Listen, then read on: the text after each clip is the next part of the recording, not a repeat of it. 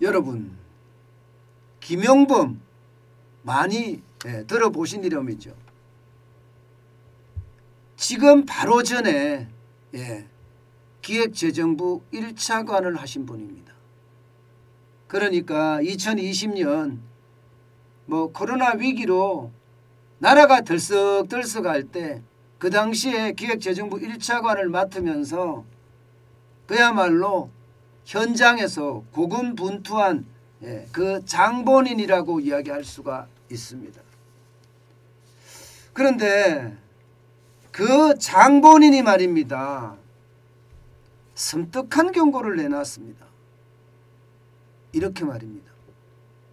간단하게 말하면 현 시점에서 경제, 금융, 복합위기 징후가 뚜렷하다. 이렇게 섬뜩한 경고를 한 겁니다.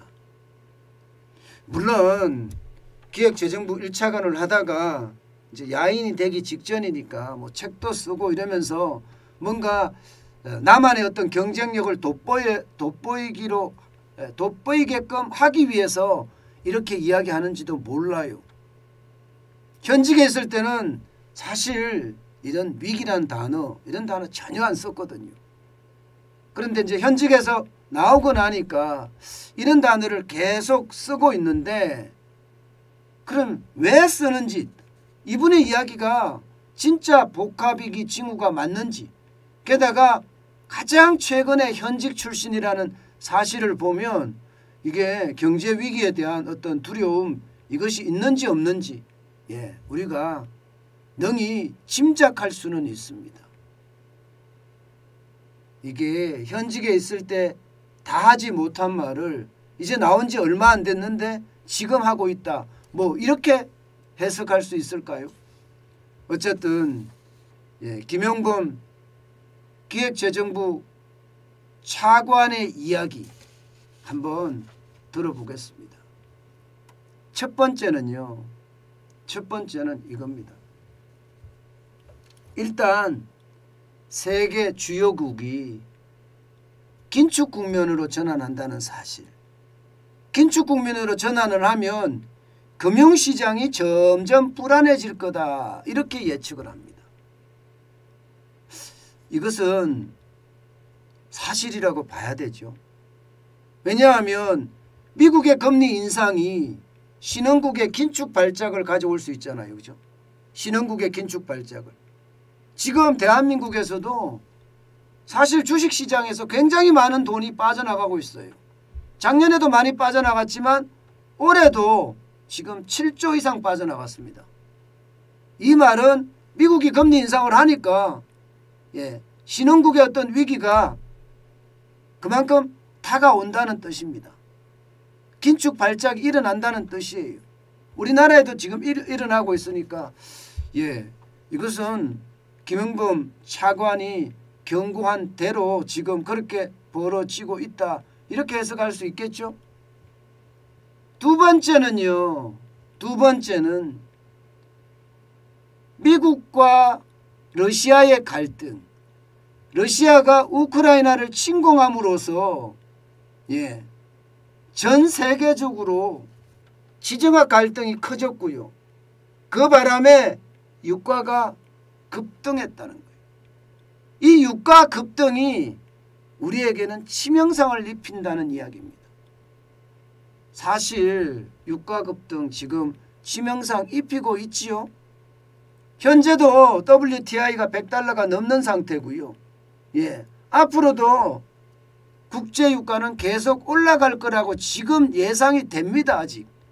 아직까지 세계적인 투자업체들, 투자기관들이 그들의 전망치를 쉽게 말하면 지우지 않았습니다. 골드만삭스는 $150 간다. JP모건은 $185 간다. 뱅크 오브 아메리카는 $200 간다는 국제유가 전망치 말입니다.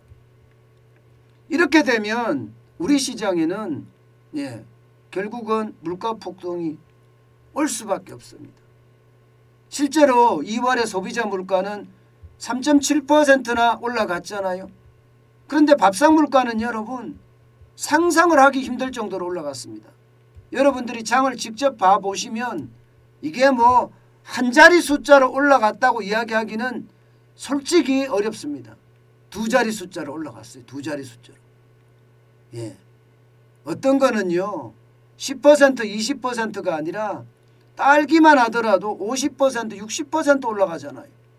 그러니까 뭘 하나를 집으려고 그러면 겁이 날 만큼 물가가 굉장히 올라가고 있습니다. 예. 결국 말입니다. 결국 지정학 갈등이 계속됨으로 해서 국제유가가 올라가고 원자재가 올라가고 예. 뭐 세계 곡물이 올라가고 분명히 그렇게 일어나고 있습니다. 김용범 기획재정부 차관이 이야기한 것이 거의 맞습니다. 그리고 세 번째는요. 세 번째는 빈부격차가 크다는 거예요. 양극화. 양극화가 굉장히 심각해져서 결국 이 양극화가 사회적 긴장까지도 크게 만들어낸다. 그렇기 때문에 이게 결국은 예, 경제나 금융위기에까지 영향을 미친다 이런 얘기입니다. 실제로 문재인 정부는 서민정부라고 이야기했지만 사실 양극화는 더 커졌습니다. 양극화가 최대로 올라갈 때는요. 여러분 보시다시피 이거는 자산 격차 중심으로 봤습니다. 예, 자산 격차가 여러분 엄청납니다. 166.6까지 기록할 정도로 엄청나게 올라갔습니다. 이게 여러분 보시다시피 2017년 이러면 예, 소득 하위 20%는 950만 원 자산을 가지고 있었다면요. 상위 20%는 9억 4,670만 원의 어떤 예, 자산을 가지고 있었습니다. 그래서 99.7%에 해당됐지만 2020년 보세요. 예, 이게 하위 20%는 더 떨어졌어요. 675만 원으로 떨어지고요. 상위 20%는 더 올라갔습니다. 예, 11억 2,481만 원으로. 그래서 이게 5분위 배율이라고 하는 하위 20% 대비 상위 20%의 어떤 배율이 166.8%까지 올라갔습니다. 심각하죠. 심각하죠. 이번에 정권 교체한 것도 보면 여러분 예, 이 부동산 폭등이 사실 영향을 굉장히 많이 미쳤잖아요. 이것을 보면 여러분 결국 말입니다. 예, 김용범 차관이 이야기했던 양극화가 결국 사회적 긴장을 고조시킨다. 그래서 경제에까지 영향을 미친다. 뭐 충분히 있을 수 있는 이야기라고 볼 수 있습니다. 이렇게 크게는 이렇게 세 가지 정도를 김용범 1차관은 들었는데요. 현실적으로 거의 예, 우리가 지금까지 보고 있는 것과 굉장히 유사합니다. 그런데 더 강한 것도 있습니다. 김용범 차관은요. 지금의 위기가 2008년 금융위기 때보다 정상화 과정이 더 험난하고 불확실성이 크다 이렇게 이야기합니다. 그러면 지금의 위기라는 게 일단 놀라운 이야기고요. 또 하나의 놀라운 이야기는 금융위기 때보다가 예, 정상화 과정, 다시 말해서 회복하는 과정이 더 어렵고 또 불확실성까지 크다고 이야기합니다. 그러니까 제가 지금까지 여러분들하고 이야기하는 것과는 더 심각하게 보이죠. 저는 금융위기 같은 큰 위기가 예, 이렇게 2020년에 왔는데 바로 이렇게 치고 들어올 거라고 저는 생각을 안 하고 있잖아요. 그런데 김용범 차관은 바로 치고 들어온다고 이야기하고 있습니다. 우리 금융위기 때 말입니다. 주가가 떨어지기를 여러분 보세요. 1차 때 떨어졌을 때가 23.75%가 떨어졌고요. 2차 때 떨어졌을 때가 50.30%가 떨어졌습니다. 1년 사이에 주가가 거의 뭐 반토막보다 더 떨어졌거든요. 반토막보다 더. 그러니까 주가가 완전히 박살났다는 이야기예요. 예. 그 정도의 위기였는데 지금 우리가 지금 보고 있는 것은 2,500까지 주가는 2,500까지 내려간다고 했지만 다시 반등을 해서 2,600대 중반 2,600대 초반까지 내려갔다가 2,700으로 올랐었잖아요. 다시요. 꼭 느낌이 여러분 1차 저점을 통과하는 그런 느낌 들지 않으세요? 1차 저점을 통과하는. 만약에 2차 저점이 또 온다면 김용범 차관의 이야기대로라면 금융위기 때보다 정상화 과정이 더 험난하고 불확실성이 크다. 이 말은요. 지금 시점에서 봐서 다시 위기가 한 번 더 오른다는 이야기예요. 다시 위기가. 여러분도 아시다시피 3,300까지 가다가 그죠? 3,300까지 가다가 코스피가 2,610까지 떨어졌어요. 2,610까지.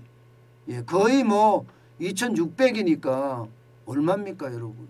거의 한 700포인트 가량 떨어졌잖아요. 700포인트. 실제로도 보면 고점 대비해서 지금까지 한 18% 20% 가까이 떨어졌습니다. 고점 대비해서. 그리고 다시 반등하는 모양새. 뭔가 반등하는 모양새로 보이긴 하죠. 그리고 다시 한번 떨어지기 시작하면 이거는 어떻게 생각하면 심각하다 이렇게 해석할 수 있는 부분입니다. 그러면서 금융위기보다 더 심각한 그 이유를 들기를 시중에 풀린 돈이 너무 많다.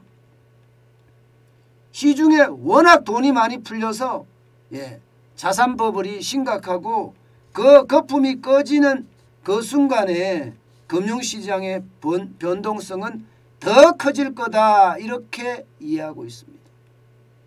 게다가 말입니다. 국제 유가도 우리가 전혀 경험하지 못한 수준으로 폭등할 수도 있다 이렇게 이야기를 하고 있습니다. 이런 이야기를 우리가 들어보건대 김용범 차관이 그동안 못했던 이야기를 저는 쏟아냈다고 생각을 합니다. 쏟아냈다고. 그런 차원이라면 여러분 지금까지 제가 위기라고 한 위기는 아무것도 아니다. 지금 김용범 차관이 이야기하는 위기는 그 어느 때보다 경제금융입니다. 이게 경제위기가 오기 전에 금융위기, 금융위기도 올 수 있다는 그런 복합위기가 동시에 올 수 있다는 경고. 우리는 분명히 섬뜩하게 받아들여야 됩니다. 저는 경제를 보면서 말입니다. 제가 웬만하면 저는 긍정적으로 진짜 보려고 노력합니다. 그런데 그런 지표가 없는데 일부러 긍정적으로 계속 이야기할 수는 없거든요. 이게 뭐 공공을 위한 방송이다.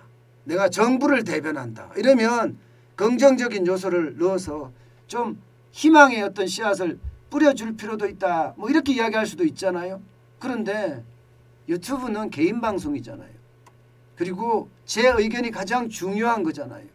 그래서 제 생각에는 많은 지표들을 종합해보고 있는 그대로 더하지도 덜하지도 않고요. 있는 그대로 여러분들에게 말씀을 드리고 있습니다.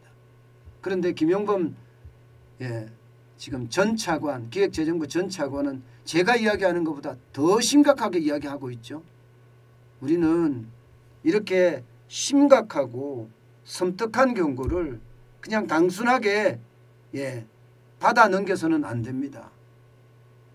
자칫 잘못하면 우리 자산이 더 많이 날아갈 수도 있기 때문에 이런 나름대로의 어떤 철학을 가지고 국가 운영에 참여했던 사람들의 이야기는 반드시 참고를 해서 내 자산 관리에 도움이 돼야 된다고 생각합니다.